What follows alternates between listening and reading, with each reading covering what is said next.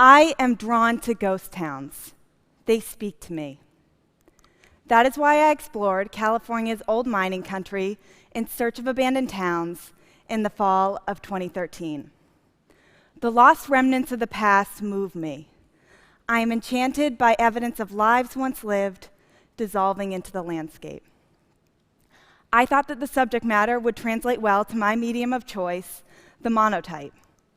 The monotype is a unique form of printmaking because it yields only a single image.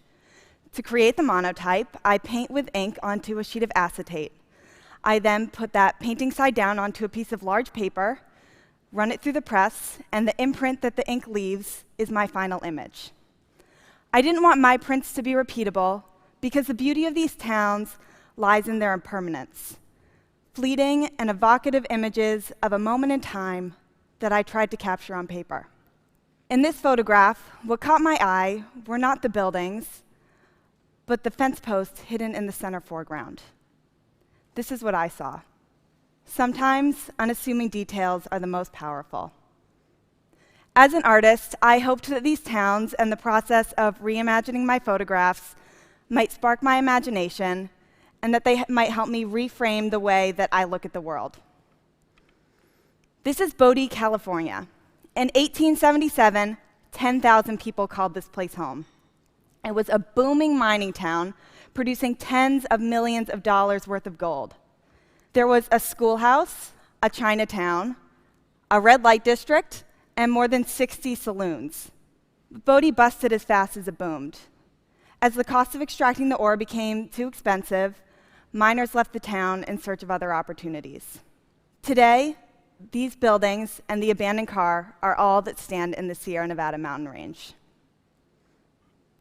This is Randsburg, California.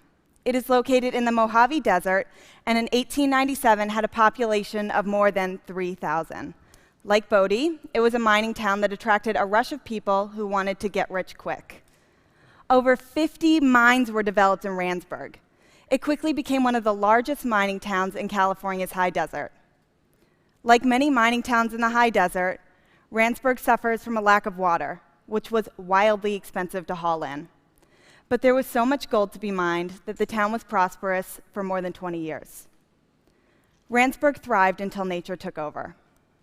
The settlement was devastated by two major fires in 1903 and then again in 1929. The high desert's geography propelled strong winds, which fueled the flames that engulfed Randsburg's wooden homes. The fires could not be contained by the limited water supply. Between the lack of water and ultimate depletion of the mine's gold, Randsburg became unlivable. Today, the town is basically abandoned. And this is Garlock. Garlock was a milling point for mining towns in the Mojave, meaning that it processed and distributed the gold that was dug up in the surrounding area. It also had the essential role of providing its water to desert mining towns like Randsburg.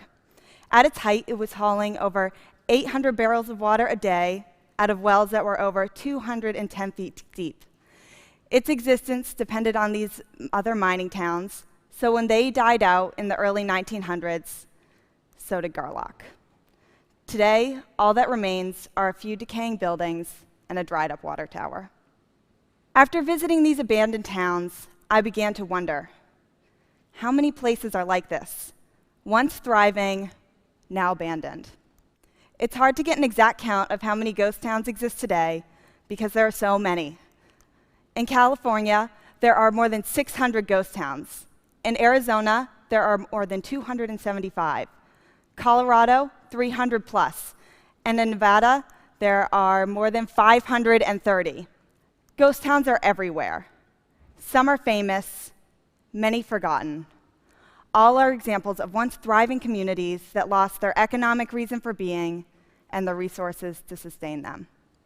Ghost towns are so haunting to me because I imagine them as they once were, alive and booming, now dead. People were forced to pick up their lives, to migrate to other opportunities in search of something new that could sustain them. The town's abandonment speaks to us about the transitory nature of these places that we inhabit. As people migrated to other opportunities, what they left behind connects us to stories of a different time. But although it was a different time, What if these stories contain valuable lessons about our future? When I first got the idea of traveling to different ghost towns, I expected to be transported to the past. But these abandoned towns surprised me because they really launched me into questions about our future and made me realize how fleeting these places are that we perceive as permanent. They make me wonder, how many ghost towns are we in the process of creating today? Thank you.